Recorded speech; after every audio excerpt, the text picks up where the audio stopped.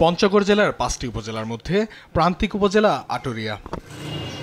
অর্থনৈতিকভাবে এই উপজেলার মানুষ তেমন স্বাবলম্বী নয়। অধিকাংশ মানুষ কৃষিকাজ সহ শ্রম বিক্রি করে জীবনযাপন করেন। ফলে স্বাস্থ্যসেবা নিতে গেলে পড়তে হয় ভীষণ অসুবিধায়।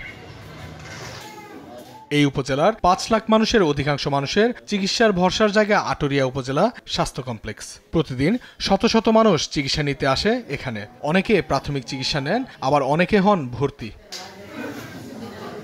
তবে রোগীদের সামাল দিতে হিমশিম খেতে হচ্ছে স্বাস্থ্য কমপ্লেক্সটির। দীর্ঘদিন ধরে মাত্র একজন চিকিৎসক দিয়ে চলছে চিকিৎসা কার্যক্রম। রয়েছে জনবল সংকট। এখানে ভালো ডাক্তার নাই, ভালো দেখাশোনার মতো কোনো পরিবেশ নাই।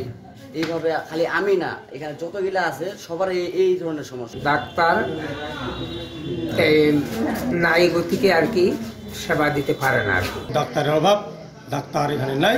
ডাক্তারের জন্য এখানে অনেক রোগী আসে, কিন্তু ডাক্তারের অভাবে ঠাকুরগাঁও, দিনাজপুর, রংপুরের দিকে যাই, কিন্তু আমাদের গরিব মানুষের জন্য টাকা পয়সার অভাবে আমরা দূরে যাইতে পারি না।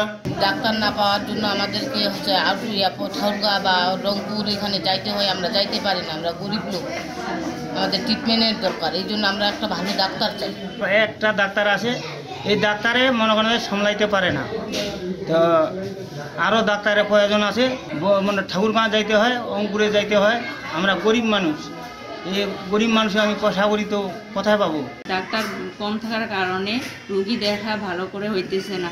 মানে রুগী অনেক বেশি, 100 জনের বেশি হয়ে যায়। ডাক্তার একজন ডাক্তার দিয়ে তো হয় না।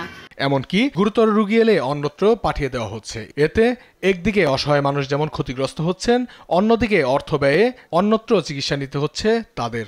আমাদের এই হেলথ কমপ্লেক্সে মেডিকেল অফিসারের পোস্ট হচ্ছে 28টি, কিন্তু বর্তমানে এখানে আমি একাই পোস্টেড আছি। 24 ঘন্টার যে ইমার্জেন্সি ডিউটি, সেটা শুধুমাত্র একজন ডাক্তার দিয়ে আসলে আমাদেরকে মেনটেন করতে হচ্ছে, যেটা আসলে অসম্ভবই বলা যায় এক ধরনের।